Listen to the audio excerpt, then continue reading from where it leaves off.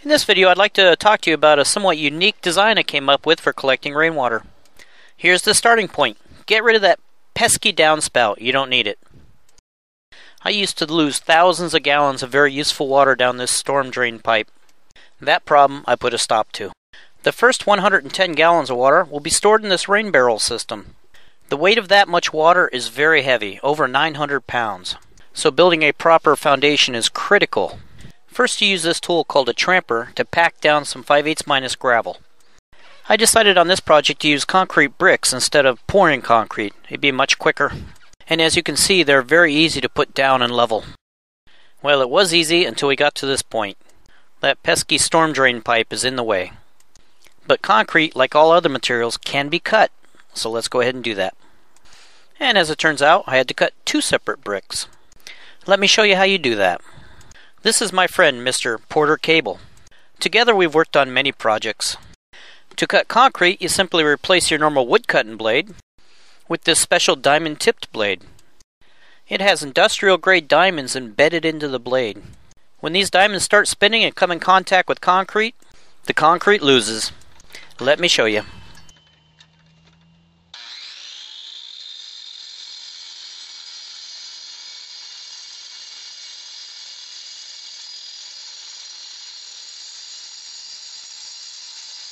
Since the blade is fairly expensive, I don't want to cut all the way through the concrete and wear my blade out.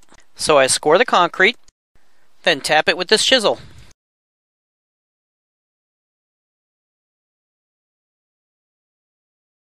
We built this rain barrel in the over-under configuration. There's a safety factor you really need to take into consideration when you do this. 1 gallon of water weighs about 8.3 pounds. So a full rain barrel weighs 457 pounds. Since the source of the water is your gutter downspout, the water will then fill the top rain barrel, overflow from that, then fill the bottom rain barrel. So with nearly 500 pounds of water at the top of your rain shed and none at the bottom, your rain shed could be very unstable when it first starts filling up. The solution? Build the bottom of the rain shed very robust and heavy. I used well-supported 4x8s with lots of 2x4s and 2x6s. The sides, 2x6s. An 8-foot long 2x6 that's been mounted vertically also isn't very stable. But with this problem we can work smarter, not harder.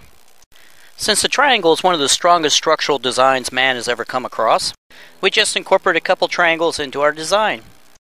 The triangular support is so efficient it only took me 2 supports to completely stabilize this watershed.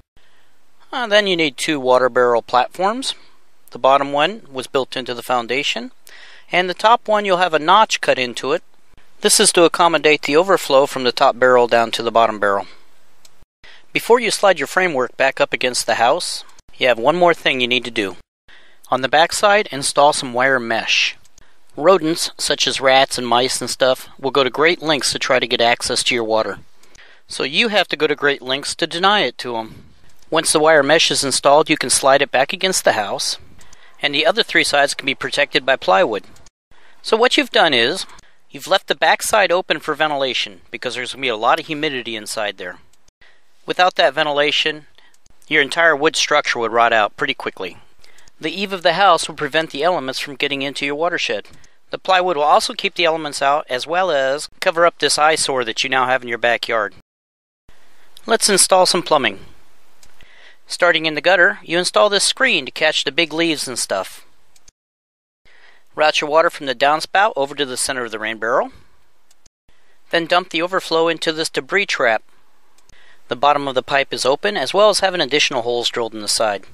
What we'll do here is we'll catch all the grit and granules and smaller stuff that made it through the first screen. You can see the box has holes drilled about 1 inch up. When the water exits out of these holes, it'll leave all that debris behind. Then when it stops raining, the water will eventually leak through all the joints in the box, and you'll have a dry bed. Once the water leaves the wood box, it goes directly into the top rain barrel. Once this first rain barrel becomes full, the water exits out of the overflow pipe you see on the left side.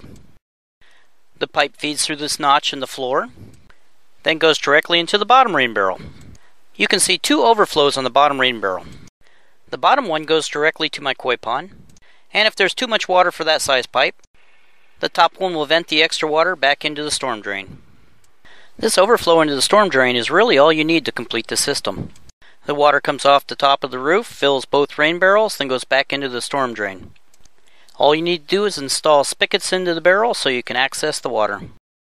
Before you do all the work of building this, let me share some information with you. The first is water pressure. We're all used to turning on our house hose and getting a nice jet of water shooting out of it. You're probably looking at 35-40 psi.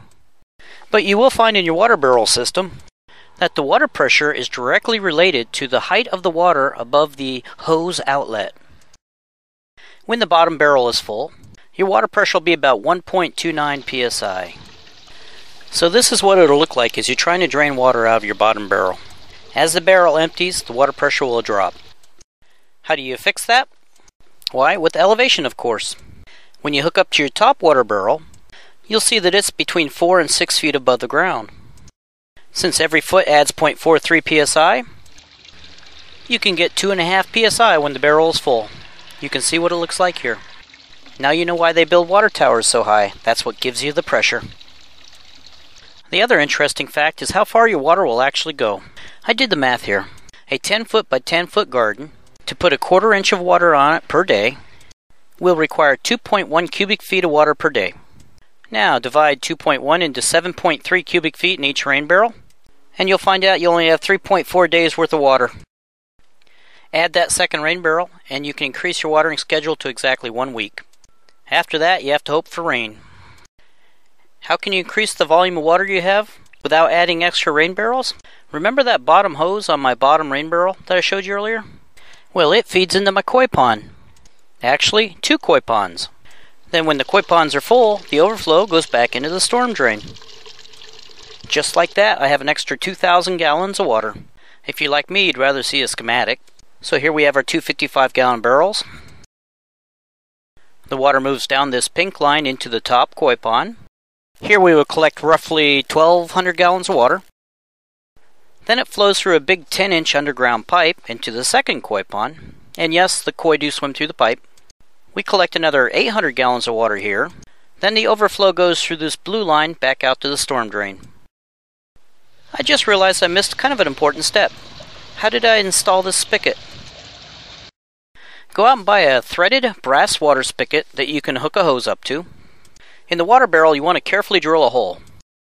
Make it large enough you can screw the faucet into place, but small enough so that the threads will actually bite into the plastic. The plastic is a 1/4 inch thick, so it will self-seal and support the faucet. Well, that's about it. Thanks for watching.